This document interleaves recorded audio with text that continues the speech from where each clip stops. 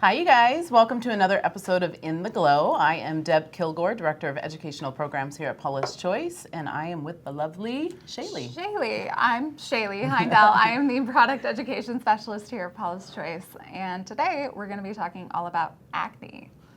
This is a good topic. It's a big topic. It's a good topic, one that's very near and dear to my heart. You already know the story. I won't say it again and again. But yeah, I struggled with acne for years, and I'm definitely a problem skin convert because Paula's Choice really was the brand that got me over that hurdle and finally helped me get clear skin. Absolutely. I think research even shows that folks 11 to 30 years old, about 80% of them will struggle with breakouts on some sort of level or regular basis over the course of that time. And acne isn't just specific to individuals that are in that age bracket.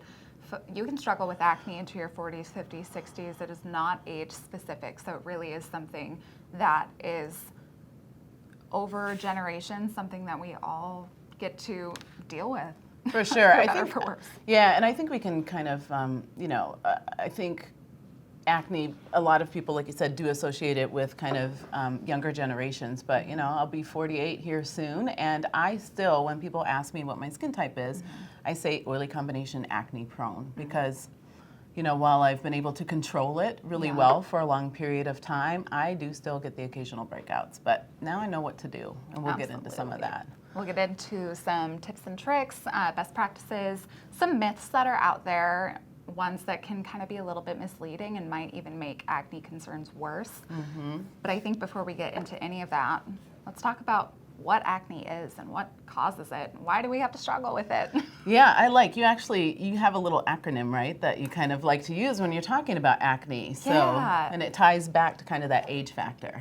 So I think of DOB when I think of acne. So it's not date of birth, although in other situations it might be, but it's kind of the date of birth of your acne. It's dead skin, excess oil, and bacteria. And when all three of those things get stuck in a clogged hair follicle or pore, you're going to see a breakout. You're going to see a blemish. You're going to see some sort of red, sometimes inflamed bump, and that's where acne starts to come into play. And the severity of that bump or blemish can range, right? It could be a more mild breakout, one that's a little bit smaller, easier to manage. It might be a little tender, red, pink in color, but if those breakouts aren't addressed, all of that oil, your skin is going to continue to produce oil. There might be some more bacteria introduced in that clogged pore. Then it becomes moderate, which is a little bit more tricky. And those are more noticeable, right? They're just larger, definitely a little more bothersome. You'll notice that they're a little harder to, to address and get them to go away. And then as you get into that moderate and then we move into severe, those can also leave the marks on skin that, post-acne marks that become a whole separate kind of problem. So the whole idea is to really kind of understand the cause.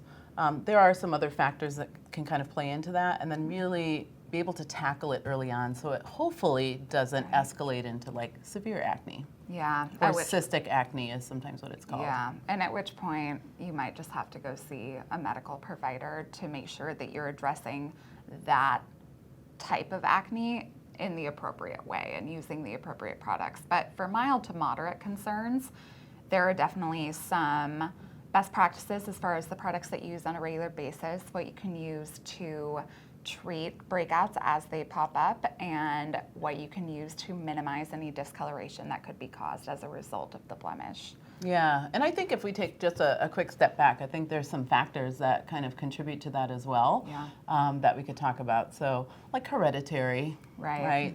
That's one factor. Hormones, of course, play a factor as well. And I think that's why acne is kind of, I don't know if prevalent is the right word, but you see it in kind of youth, as they're as they're getting older and going through puberty. That is a very common time for people to have acne or breakouts. Yeah, or even seeing an increase in breakouts if you become pregnant or there is just that general shift in hormone balance. It can be tricky. It doesn't really have any sort of predictability. But in addition to that, if you are struggling with an overgrowth of the bacteria that can cause acne, I'm going to pause there and say that that sort of bacteria is completely normal. It is. We have it on our skin, so we don't want it all to be gone. I mean, Exactly. I think, you know, as a part of our overall microbiome, it is something that is natural. But when there's an excess of it, Absolutely. combined with the excess oil and clogged pores, et cetera, that's when it really poses a problem. Absolutely. So those are just a few of the other factors that can exacerbate the actual process of getting a breakout and experiencing acne. But again, they're unpredictable.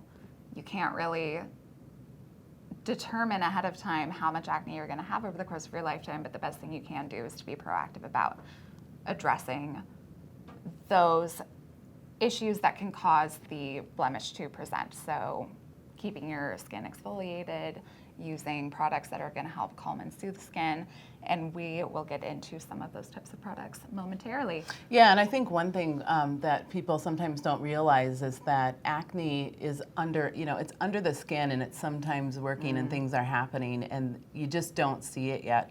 So that's why being really consistent with products like exfoliants and in this case, benzoyl peroxide, again, we'll talk more about those, but remaining consistent even when you don't see those breakouts is really important. Absolutely. Because it can take, I don't know, 10 to 14 days maybe for something that's deeper in the skin to make its way to the surface and present itself. And for some reason, they like to present themselves at the most untimely moment, you know, like Yeah. I have a function, here we go, you know, I Yeah. have a date, here we go, those sorts of things. So Yeah. I don't know, kind of frustrating, but let's do a walkthrough. Fortunately, we have great news because we have great products, and I think we're kind of specialists when it comes to dealing with acne and breakouts and clogged pores.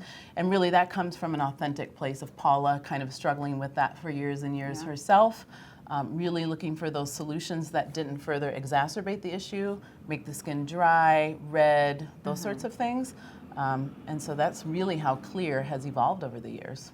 And I love how Clear is expanding into not just a treatment-oriented selection of products, but with the new additions we've added over the last year, including the oil-free moisturizer and a mask that we'll talk about in a few minutes. Clear is really rounding out so that it can be a standalone routine for somebody that is really concerned with controlling breakouts, or you can just hand select different products in Clear to address breakouts as needed. Oh, absolutely. I mean, I think Clear is a great option and offers an array of benefits aside from dealing with acne and clogged pores. And just like our other routines, you could add boosters, you could add serums into this routine as well. And Clear isn't just for a particular group of consumers or, you know, our younger crowd. Clear can be for everybody. It's interesting because, you know, I have some friends who are my age and they'll describe acne and I'll say, well, that's acne. And they're like, well, no, it's not acne, because they somehow think that's a teenage thing. But I'm like, no, I'm pretty sure that's acne. And we have a solution. Is it red? Is it inflamed? Is it kind of tender? Exactly. It's probably acne. Probably acne. We have some shout outs for this Clear line from Rhea Dancer. She says, I love the Clear Pore Normalizing Cleanser in addition with the 2% BHA exfoliant. My skin has truly transformed and I'm 52. Awesome. That's so good. That sounds That's so amazing. good. And then Molly Gunn says, Paula's Choice products have helped drastically decrease my cystic acne. Thanks. Oh, Yay. that's good. I love it. I love it. Like I said, as somebody who really, I really understand that struggle, and I'm one of those people that has this fear of waking up and kind of being back in that state where my skin was really broken out. So, yeah, thanks for sharing. That's good news. Well, So should we do a little walkthrough of the Clear? And I think if we're keeping in mind DOB, dead skin, excess oil, bacteria, if you keep that in mind, you can understand how each of the different steps in Clear come together to address and prevent blemishes. Starting with that Clear Pore Normalizing Cleanser. This is a mild but very effective cleanser. It has 0.5% of salicylic acid or BHA in it to help address any redness associated with a breakout. It's not really enough to address any exfoliation concerns, but it is really in there to have a calming and soothing benefit. Yeah, it kind of sets the stage for the other products that are there to come. And I think this is actually, we could talk about a myth that you can't scrub acne or blemishes away, right? Yeah, we actually had a question about that. Oh, okay. Yeah, I gentle exfoliation or like physical exfoliation. Yeah, I think there is this idea that skin is dirty or you need to just really scrub it and get it like squeaky clean, and that's so the opposite of what you need to do. So if you think about acne is already, it's already under the skin, it's irritated, it's generally red, so now just think about like scrubbing that on top of that, probably not the best idea. So really gentle water-soluble cleansers are your best bet. And again, that great first step to the rest of the routine. Yeah, and I think sometimes too the scrub myth comes into play when you see, and it's not really a breakout or acne, but when you see one of those white bumps, that really is a blackhead before it turns into a blackhead because it still has a thin layer of skin on top of it. The blackhead is when that thin layer of skin is gone and it's oxidized. Oxidized, yeah. But I think people think that if you can scrub it away, get rid of that thin layer of skin, that it's going to go away faster. But it could actually take that clogged pore that's not really inflamed, it's kind of just hanging out, it just needs some gentle exfoliation.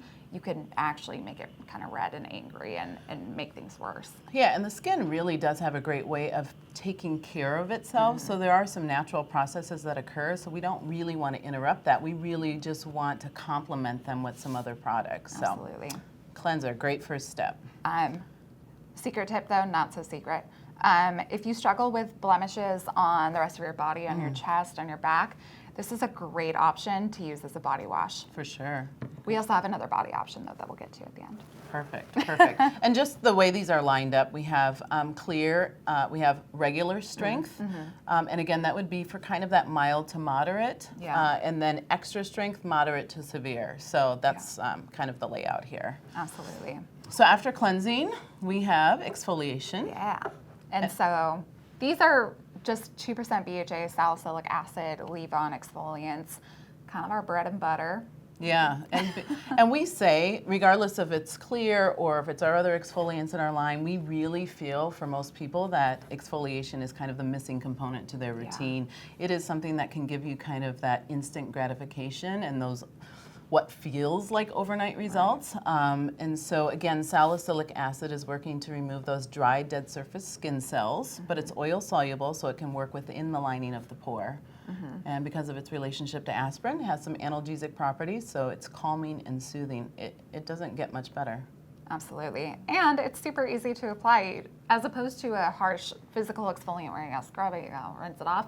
This you just swipe on, or you can use it using a cotton pad, or just use your fingertips and press it into your skin. Exactly. Do you want to talk about the difference between regular strength I think and that's extra perfect. strength? Yeah, I think that's important. So we have regular strength salicylic acid, 2% BHA. This really is water light. I mean, it feels like nothing on skin. So these two are similar in terms of percentage. They're both 2%. The extra strength does have a little bit of a more noticeable feel on skin, and it has a special penetrating enhancing ingredient, so it goes to work a little quicker and a little bit deeper, but both really perform beautifully. And so I think for a lot of people, it's a matter of kind of texture preference. Yeah, I personally prefer the regular strength. I still see the same results. I just like that water light texture as opposed to the more hydrating finish of the extra strength. Play around with both. Yeah, and you can use, once a day for a lot of people. People will ask, should I exfoliate twice a day, once a day? Can I use, what if I'm using an AHA? Can I also use BHA? Absolutely. So your skin will tell you what it likes and what it doesn't like. You can exfoliate morning and night, or for a lot of people, they find once a day is sufficient. Yeah, and don't just exfoliate in the areas where you're experiencing breakouts. Good point. You got to exfoliate all over. Not only is that going to help prevent future breakouts in areas that you're not currently seeing them, but it's also just going to help keep your skin clear, radiant, even, smooth, all of the good things that leave-on exfoliants do. Exactly. Do you recommend this line for people with sensitive skin? Yes. in acne? Absolutely. Yeah, I mean, sensitive, that's always a broad term, right? Because sensitive means different things for different people. When I hear sensitive, does that mean somebody has redness or their skin is just fussy or they have some other sorts of irritations? But generally speaking, yes, you would start with kind of the regular strength options and kind of see what results that get you. And you can always work up to doing more or using higher percentage products. I think that there's a good myth lying in there too. I think that there's a fear around acne-related lines or acne treatment lines because a lot of other acne products or solutions on the market are so drying and irritating. Yeah. But those sorts of products are either loaded with alcohol, Menthol, denatured alcohol, camphor. menthol. You've got witch hazel, tea tree oil, which those sorts of ingredients in some capacity do help with calming redness, but oftentimes they're not found at concentrations that would be effective to treat acne, and for the most part they're just going to cause more irritation and sensitivity concerns than you would really be looking for in a suitable acne treatment that's good for long-term use. Yeah, I think that's a good point. One of the core differences with Clear versus other products or anti-acne products that at least I've seen on the market is we really factored in the redness irritation component and wanted to put ingredients in there that tackled that in addition to dealing with the clogged pores and the blemishes. So it's a perfect kind of match. Absolutely. So great option if you do have sensitive skin concerns that aren't related to benzoyl peroxide or salicylic acid. If you're just experiencing sensitivity after using other anti-acne lines, then this is going to be a good option to try out for sure. Agreed. So Moving benzoyl on. peroxide. So benzoyl peroxide is kind of a gold standard in the industry for treating the bacteria that can cause breakouts underneath the surface. For our two different options, we have in the regular strength, we have a 2.5% concentration, and in extra strength, it's a 5% concentration. So I always say start low and slow. So if you're not sure which one to start with the 2.5%. If you don't have to use a 5% benzoyl peroxide, go ahead and avoid it. Your skin might just respond really well to a 2.5%, and you might not need to move up from there. I think a lot of people find that 2.5% is sufficient. And remember that you're coupling it with a beta hydroxy, right? So you're getting exfoliation and the benefit of, that benzoyl peroxide. And so this is a great combination in and of itself. So that 2.5% might be all you need. But if you decide that you need more, then that 5% absolutely is available. In terms of texture, I don't know if these have the seal on them.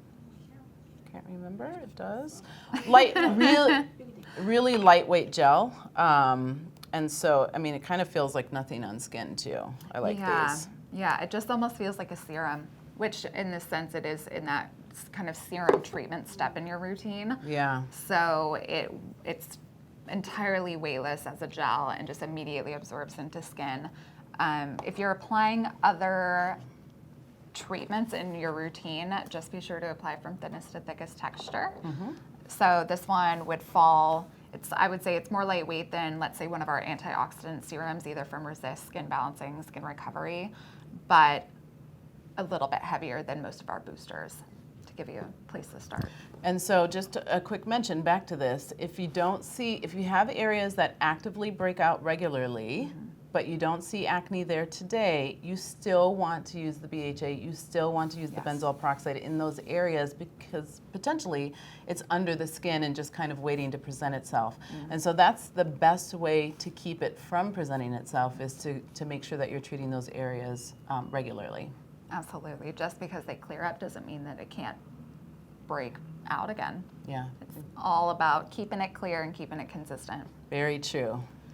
What about, this is a little bit of a off subject, but texture that is left over after acne, uneven texture. So like bumpy skin texture, that can be a little bit trickier. I think that depends too. So, because I think if it's just general, like minor post-acne marks and minor kind of unevenness or rough texture, there's probably products that we have, exfoliation, there's things like our 9% salicylic acid that you could use in key areas. If it is like pock marks or kind of scarring or indentation or pitting that's a result from more severe acne or cystic acne. Over-the-counter products or skincare products will resolve some of that, but you might have to check with a dermatologist or a physician just to see whether other options are available to you.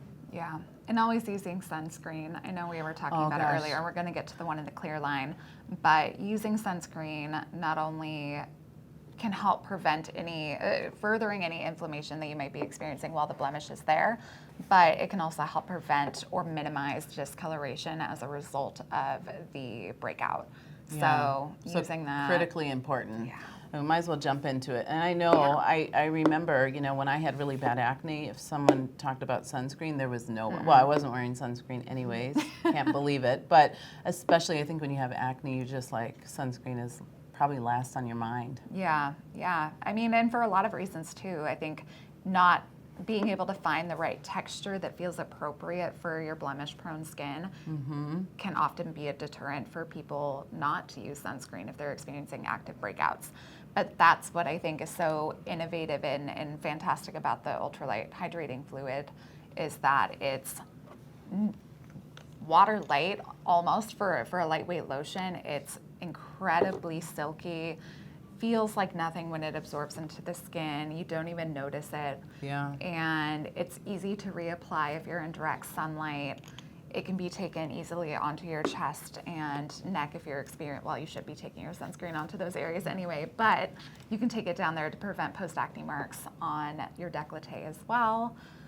It's pretty innovative and really well-rounded. Yeah, it's really good. And I just think we can't stress the importance. So again, if you think about acne being kind of, irritated and red and all of those things, and then you couple that with just the damage that sun does to skin, I think when people really kind of start to understand that holistic, Right.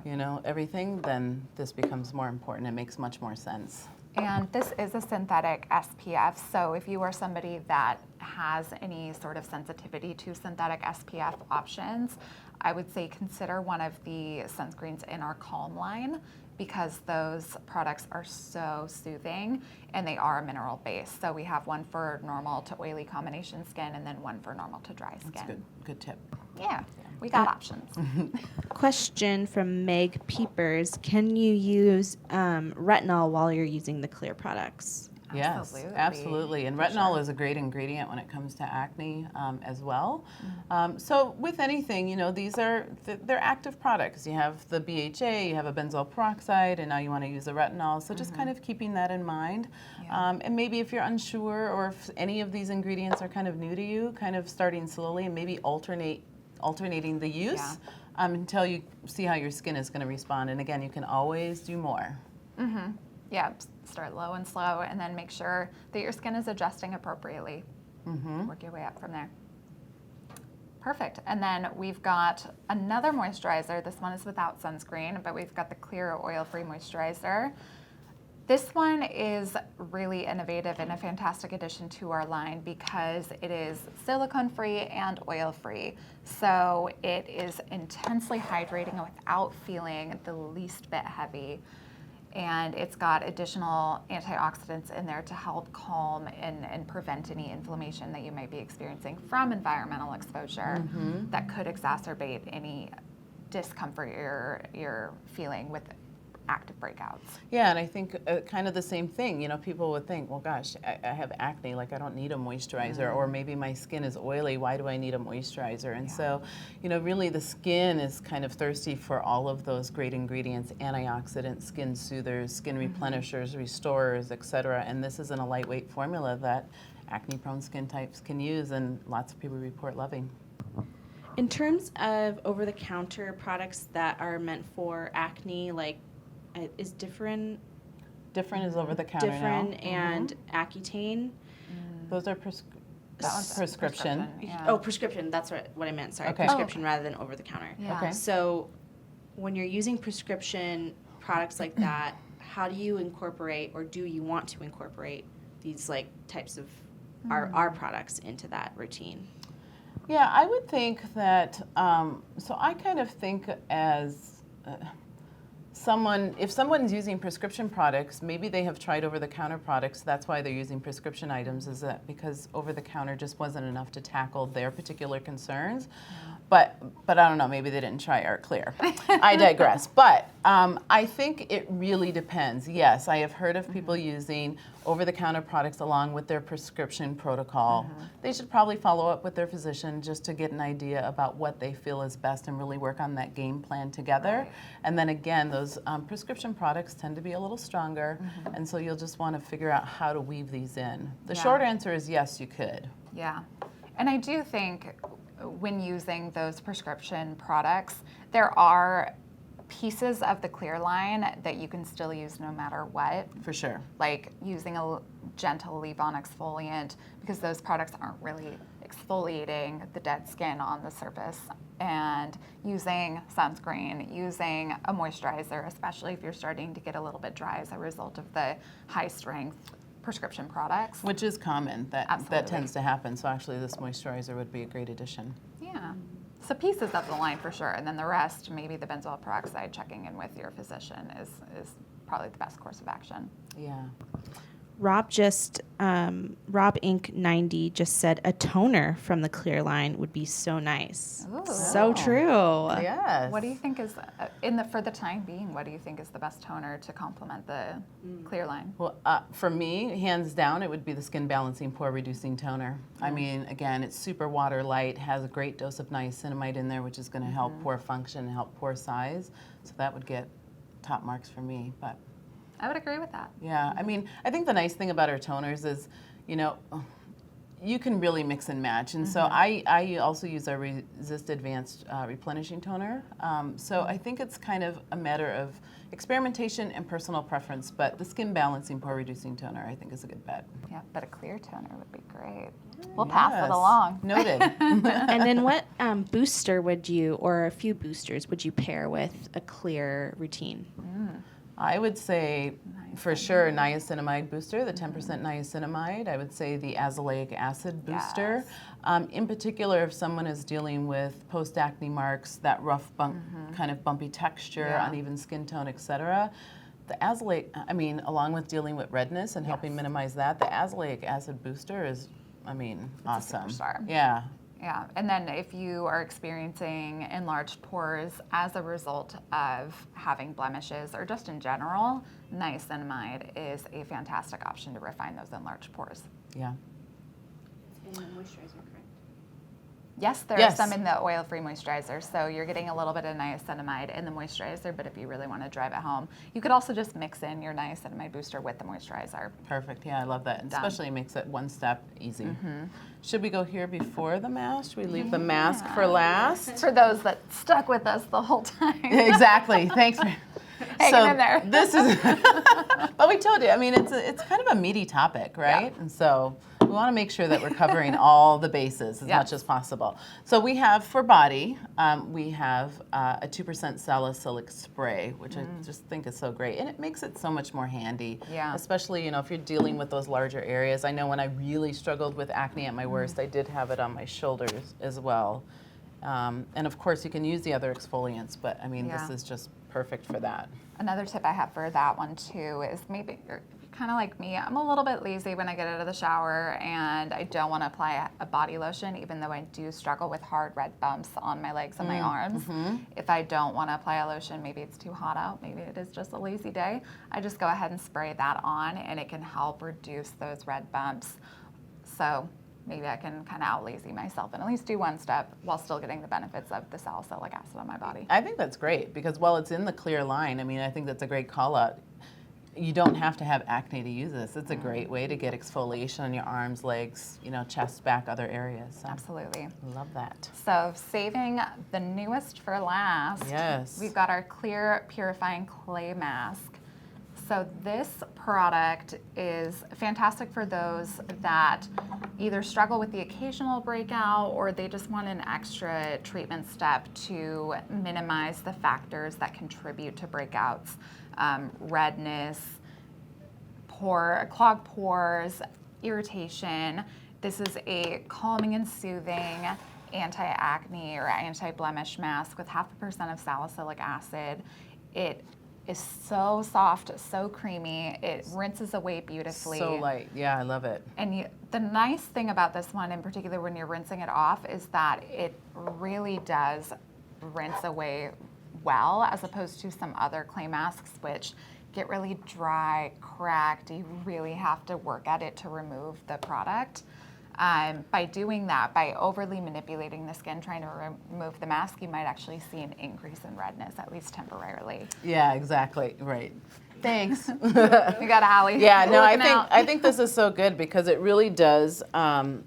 It's calming, soothing. It absorbs some excess oil without drying or kind of stripping the skin, and it's just kind of a you could do it regularly, daily, or you can do it when you kind of want to do some extra self-care and and give your skin a little extra attention. So I've even just spot treated with it, and it's fantastic because when it does get to that like 10 to 20 minute mark, it doesn't move as much, and so maybe I'll leave it on for a little bit longer, and I've got my spot treatment for an hour, and then I just rinse it away. Yeah, I bet you that is soothing, right? You know, when Yeah. you get those ones, especially when they're really painful under the skin, and you just want to do something about that. Yeah, I like that idea. Yeah, and I put a little BHA9 on underneath it, put the mask on. It was fantastic. I still got a breakout. I'm going to keep it real, but it was probably far less severe than it would have been if I hadn't treated it. And this is on the site now, so we haven't had kind of the official kind of big launch, so you won't see it on homepage, but if you type in clear mask in the search, you'll be able to locate the product page for it. Does it have any active ingredients in it? It has the 0.5% of salicylic acid in there as an active ingredient, but most of the other ingredients in this formula are either oil absorbing or calming, soothing, redness relieving ingredients. Yep. And then for somebody who is young and just starting to experience acne and breakouts, would you recommend something specific from the clear line or the whole clear line? Yeah, I can say for me, just speaking from personal experience with my daughters, they started using Paula's Choice like consistently when they were around 10 and 11 years old. They'll be 25 and 27 this year.